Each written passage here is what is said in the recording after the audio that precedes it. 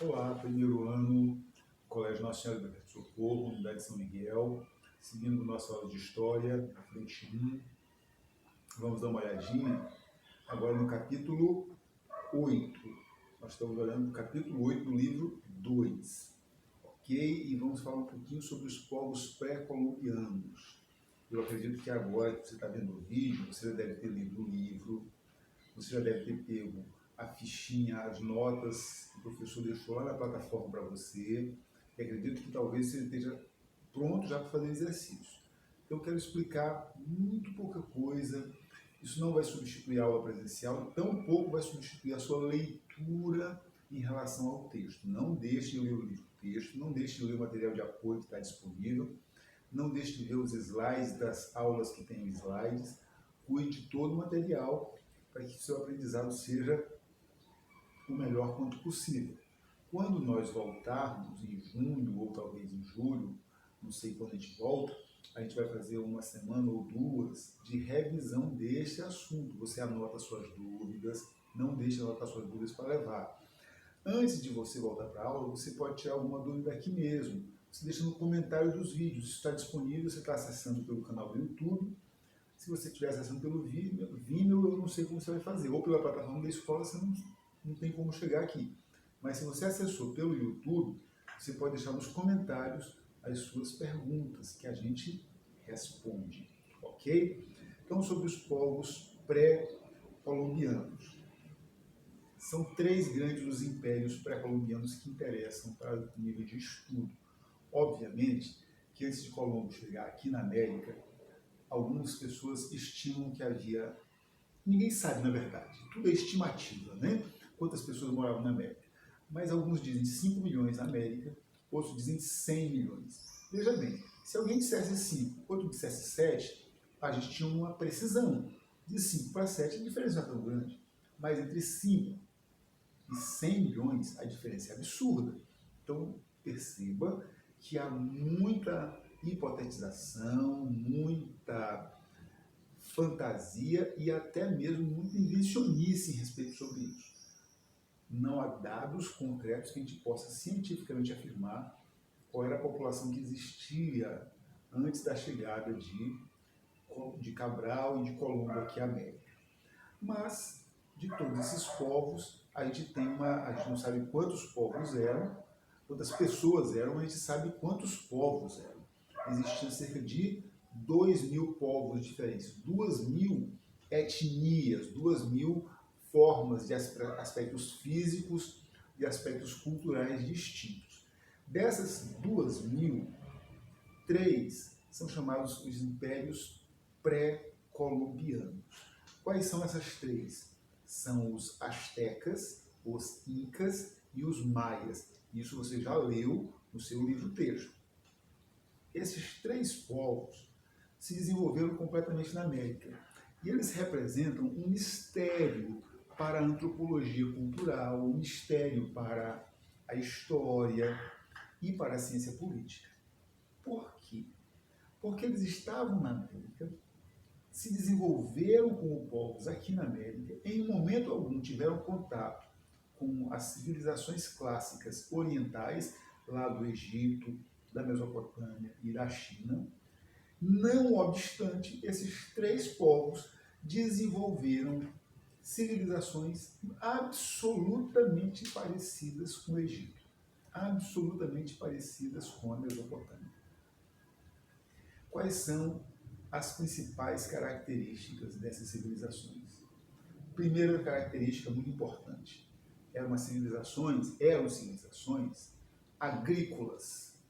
Portanto, eles plantavam, e não plantavam o quanto precisavam para comer. Porque se você for olhar os caraíbas, por exemplo, aqui, né, aqui no nordeste do Pará, ali onde hoje está Bragança, saindo pelo Maranhão, eles também já plantavam. Qual é a diferença entre astecas, incas e maias, caraíbas e tupinambás? Porque esses povos plantavam para comer. Aqui eles plantavam em excedentes, eles faziam enormes estoques de comida. Eles podiam sobreviver a anos de seca. Entendi. Então você tem, de um lado, produção de subsistência e do outro lado, produção de excedente. Esses 3 impérios são produtores de excedente. Essa é a primeira característica, produção de excedente.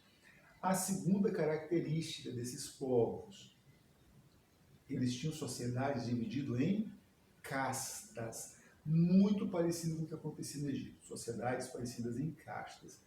Neste sentido, as castas superiores estão ligadas ao sacerdócio, que é quem faz o culto, e à guerra, que é quem captura escravos, não só para a produção, mas principalmente escravos sacrificiais.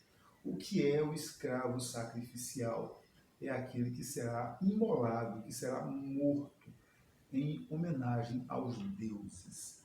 Ok, muito bem. Neste sentido, repito, são exatamente iguais aos egípcios, exatamente iguais aos mesopotâmios. Então a gente tem aí sociedade agrícola, sociedade de castas. Terceira característica importante, eles eram povos arquitetônicos, povos arquitetos. Eles já construíam prédios, ok? E coincidentemente, mais uma vez, a principal construção, a mais característica de todas as construções deles é a pirâmide. Assim como no Egito, no México, assim como no Egito, na Guatemala, assim como no Peru, também vai acontecer na Mesopotâmia, lá no Iraque. Pirâmides. Ok? E por que eu liguei o Peru ao Iraque? Porque os tipos de pirâmide do Egito são muito parecidos com as pirâmides do México, que são aquelas pontiagudas. As pirâmides do Iraque são aquelas de platô, são pirâmides que têm uma cabeça chata, né? Que eram chamados de zigurates. Zigurates, lá na Mesopotâmia. E aqui no Peru a mesma coisa. Uma outra coisa que os aproxima é que estes povos eram povos astronômicos, eles estudavam os astros. E por que eles estudavam os astros? Para compreender os ciclos das águas. Porque ao compreender os ciclos de águas, eles podiam trabalhar melhor a agricultura. E, acima de tudo, o quinto e grande fator de identificação entre povos pré-colombianos e sociedades clássicas orientais é a monarquia teocrática. Os reis eram o próprio Deus. Deus era o rei e o rei era Deus. Ok? Então são povos que nasceram, se desenvolveram na América e que não tinham e que tinham uma identidade muito próxima ao modo oriental de civilizações clássicas. Um outro aspecto interessante é que esses povos dominavam a matemática. Todos os povos agrícolas de geração de excedente são matemáticos. Todos eles. Por que serve a matemática? A matemática serve para contar. E quando você produz muito mais do que você tem que contar. Como é que você vai controlar o que você estocou, o que você produziu ontem, se você não souber fazer operações matemáticas? Ok? E quem vai construir também precisa da matemática, porque a arquitetura é matemática pura. Né? Todos os espaços arquitetônicos, todas as formas arquitetônicas são necessariamente formas geométricas. Então não se faz arquitetura sem a matemática, sem a geometria. Ok. Mas aí vai surgir uma curiosidade das mais interessantes. É que os astecas, por exemplo, eles conheciam a circunferência como figura geométrica. Tanto é que o relógio deles é um relógio redondo. O relógio de sol deles é relógio redondo. Mas eles não conheciam a roda. Não é uma coisa interessante? É uma curiosidade bastante interessante isso. Eles conheciam a circunferência no papel, conheciam a circunferência no tabuleiro, mas não conheciam a roda. Eles jamais utilizaram a roda como instrumento mecânico para otimizar a sua produção agrícola ou para o transporte. Ok? Então não deixe de ler o material, os links dos materiais de apoio, os vídeos e slides de apoio desta aula. Bons estudos!